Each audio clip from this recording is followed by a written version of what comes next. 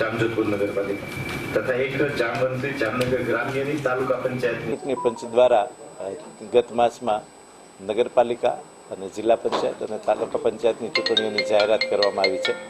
તે સંદર્ભે જામનગર જિલ્લામાં 3 નગરપાલિકાઓની ચૂંટણી આયોજિત કરવામાં આવી છે તથા તાલુકા પંચાયતની એક જામવણથલી તાલુકા પંચાયતની પેટા ચૂંટણીની જાહેરાત કરવામાં આવી છે. જે અનુસંધાને આગામી તારીખ 16ના રોજ મતદાન કરવામાં આવશે. સવારે 7 કલાકથી સાંજે 6 કલાક સુધી મતદાનની તારીખ અને સમય નક્કી થયેલ છે. ધ્રોલ નગરપાલિકા ખાતે 7 વોર્ડ, જામજોધપુર નગરપાલિકા ખાતે 7 વોર્ડ તથા કાલાવાડ નગરપાલિકા ખાતે 7 વોર્ડની ચૂંટણી છે. જે પૈકી ગઈકાલે સાંજે ધ્રોલ નગરપાલિકામાં ચૂંટણી લડતા એક માન્ય રાજકીય પક્ષના ઉમેદવારનું અવસાન થયેલ છે. જે અંગેનો અહેવાલ પણ રાજ્ય ચૂંટણી પંચને સાદર કરવામાં આવેલ છે. સામાન્ય રીતે ચૂંટણીની ત્યાં મોકૂફ રાખવાની જાહેરાત થતી હોય છે. આગામી સમયમાં એને અંગેનો નિર્ણય જાહેર કરવામાં આવશે. જિલ્લા વહીવટીતંત્ર દ્વારા તમામ પ્રકારની પ્રક્રિયા ચૂંટણીને લગતી પૂર્ણ કરી દેવામાં આવેલી છે. કુલ લગભગ 73,000થી વધારે મતદારો આ ત્રણેય નગરપાલિકા અને તાલુકા પંચાયતની પેટા ચૂંટણીમાં પોતાના મતદાનનો ઉપયોગ કરી શકશે અને આગામી તારીખ 16ના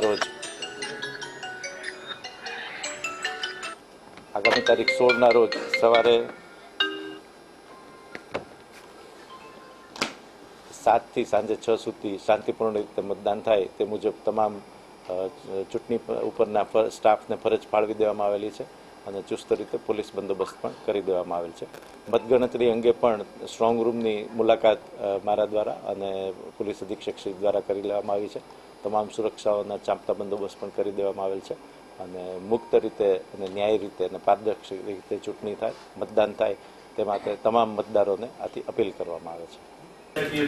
યોગ્ય રીતે પાલન થઈ રહે તે માટે વિવિધ 20 જાહેરનામાઓ અત્રેથી બહાર પાડી દેવામાં આવ્યા.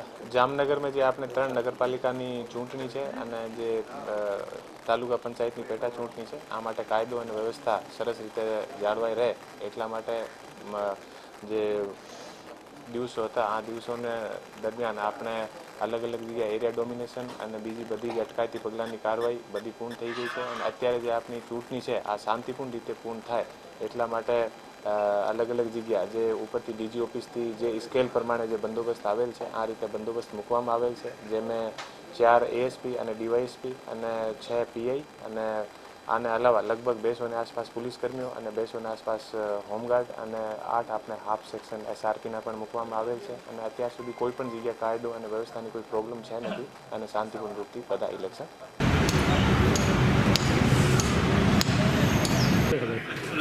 એટલે તો પેલા જોઈ લો